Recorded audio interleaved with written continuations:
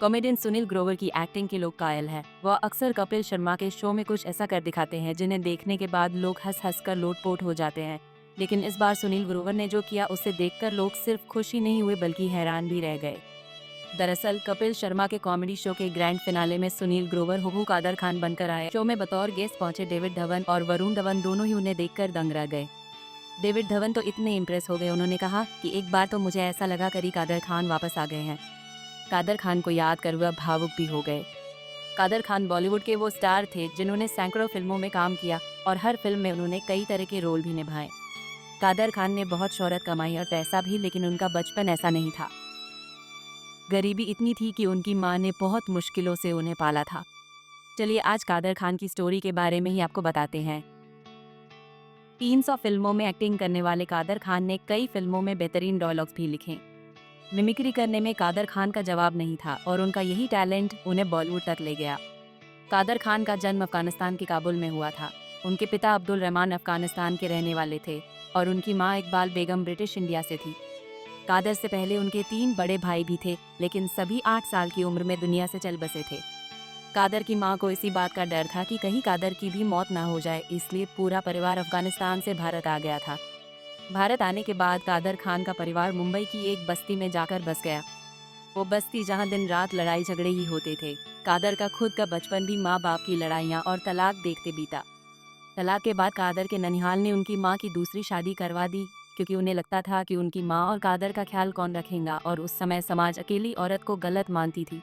लेकिन दूसरी शादी के बाद भी कादर की जिंदगी अच्छी नहीं हुई। सौतेले पिता ने कभी कादर को प्यार नहीं दिया, ना घर में राशन था, ना कोई कमाई का जरिया। यहाँ तक कि कादर के सौतेले पिता उन्हें 10 किलोमीटर अपने सगे पिता से दो रुपये मांगने भेजते थे। हालात ऐसे थे कि वह मस्जिद पर जाकर भीख भी मांगते थे। ऐसे हालात में परिवार को हफ्ते में 3 दिन खाना मिलता था, लेकिन माँ चाहती थी कि कादर की जिंदगी अच्छी बीते। माँ का सपना था कि वह पढ़ लिख कर अच्छा आदमी बने, लेकिन घर की गरीबी उन्हें परेशान करती रही। दोस्त भी उन्हें यही कहते थे कि क्या रखा है पढ़ाई लिखाई में। लोगों की बातों से परेशान आकर कादर ने सारी किताबें फेंक दी थी। जब ये बात माँ को पता चली तो वह कादर से नाराज हुई। तब माँ ने ही समझाया था कि इसी पढ़ाई से जब तुम बड़े आदमी बन जाओगे तो गरीबी खुद ही खत्म हो जाएगी। तुम्हारी आज की छोटी कमाई से गरीबी खत्म नहीं होगी। माँ की बात सुनकर कादर फेंकी हुई किताबें वापस ले आए और वादा किया कि वो पढ़ाई पूरी करेंगे। बेटे की जिंदगी संवारने में माँ का बड़ा हाथ रहा था, लेकिन वो लंबे समय अपने बेटे के साथ नहीं रह पाई। कादर की माँ बीमार थी और वह यह बात अपने बेटे से छिपाती थी। एक दिन कादर जैसे ही घर आए, उन्होंने देखा कि उनकी माँ खून की उल्टियाँ कर रही हैं। ये देखकर कादर के होश उड़ गए। उन्होंने माँ से पूछा कि ये क्या है और तुमने मुझे इस बारे में क्यों नहीं कुछ बताया था। माँ ने जवाब दिया कि ये कुछ भी नहीं, लेकिन उनकी उल्टियाँ रुक नहीं रही थीं। जब तक कादर डॉक्टर को लेकर आए तो देर हो चुकी थी। माँ की सांसें चलनी बंद हो चुकी थी। कम उम्र में माँ का साया उनसे उठ गया। कादर पूरी तरह टूट गए। उनके फिल्मों में लिखे गए डायलॉग में भी माँ की कमी साफ झलकती थी। नकल करने की आदत कादर को बचपन से थी। वह कब्रिस्तान में जाकर 2 कब्रों के बीच बैठ खुद से बातें करते हुए फिल्मी डायलॉग्स बोलते थे। वहीं पर उन्हें अशरफ खान ने देखा था, जिन्हें स्टेज ड्रामा के लिए 8 साल के लड़के की तलाश थी। उन्होंने कादर खान को नाटक में काम दिया। बस यहीं से कादर खान की किस्मत बदल गई। ड्रामा करने के साथ साथ वो पढ़ाई भी करते रहे। उन्होंने मुंबई के इस्माइल यूसुफ कॉलेज से ग्रेजुएशन किया। इसके बाद उन्होंने सिविल इंजीनियरिंग में पोस्ट ग्रेजुएशन किया। बहुत कम लोग जानते थे कि कादर मुंबई के एक इंजीनियरिंग कॉलेज में लेक्चरर भी थे, लेकिन कादर ने थिएटर नहीं छोड़ा। उनका एक ड्रामा ताश के पत्ते बहुत फेमस हुआ था। दूर दूर से लोग उनके इस ड्रामे को देखने के लिए आया करते थे। इसी दौरान एक दिन कादर कॉलेज में पढ़ा रहे थे, तभी उनके पास अचानक दिलीप कुमार का कॉल आया। कादर ने कॉल उठाया और उधर से आवाज़ आई, मैं दिलीप कुमार बोल रहा हूँ और मैं भी आपके ड्रामे ताश के पत्ते को देखना चाहता हूँ। कादर उस फोन को सुनकर एकदम शांत हो गए और बाद में उन्होंने एक शर्त रखते हुए कहा कि आप ड्रामा देख सकते हैं, लेकिन आपको सही समय पर आना होगा, क्योंकि गेट बंद होने के बाद वो दोबारा नहीं खोला जाता, और दूसरा ये कि आपको पूरा ड्रामा बैठकर देखना होगा। कादर खान की इन दोनों शर्तों को दिलीप साहब ने मान लिया और दूसरे दिन समय से आधे घंटे पहले ही वो ड्रामा देखने के लिए पहुंच गए। दिलीप साहब को कादर का ड्रामा इतना पसंद आया कि उन्होंने शो में ही इस बात की अनाउंसमेंट कर दी कि वो फिल्मों में कादर खान को काम देंगे। इसके बाद दिलीप ने कादर को 2 फिल्मों में साइन किया। कादर खान ने स्क्रिप्ट राइटर के तौर पर भी शुरुआत की।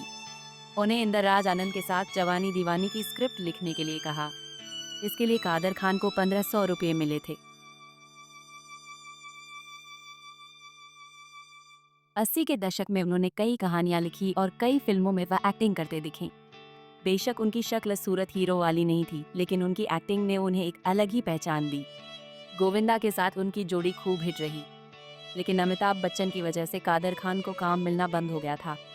इस बात का खुलासा उन्होंने एक इंटरव्यू में खुद किया था। दरअसल उन्हें साउथ इंडियन फिल्म डायरेक्टर ने कुछ डायलॉग के बारे में बात करने को बुलाया था।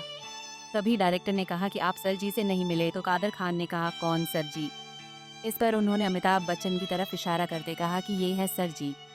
उस समय हर कोई अमिताभ बच्चन को सर जी कहकर बुलाने लगा था, लेकिन कादर खान का कहना था, मैं कैसे उनको सर जी कह सकता हूँ, वो मेरे लिए एक दोस्त और छोटे भाई के जैसे हैं।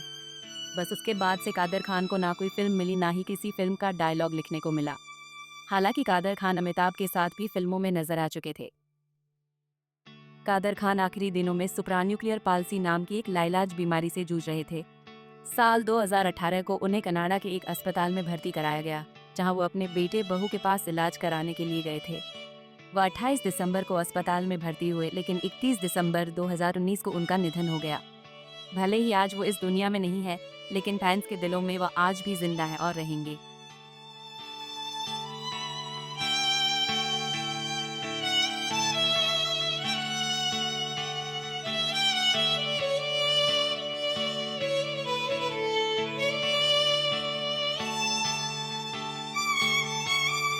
ऐसे ही और वीडियोस के लिए आप नारी के पेज को YouTube पर सब्सक्राइब, फेसबुक पर लाइक और इंस्टा पर फॉलो करना ना भूलें।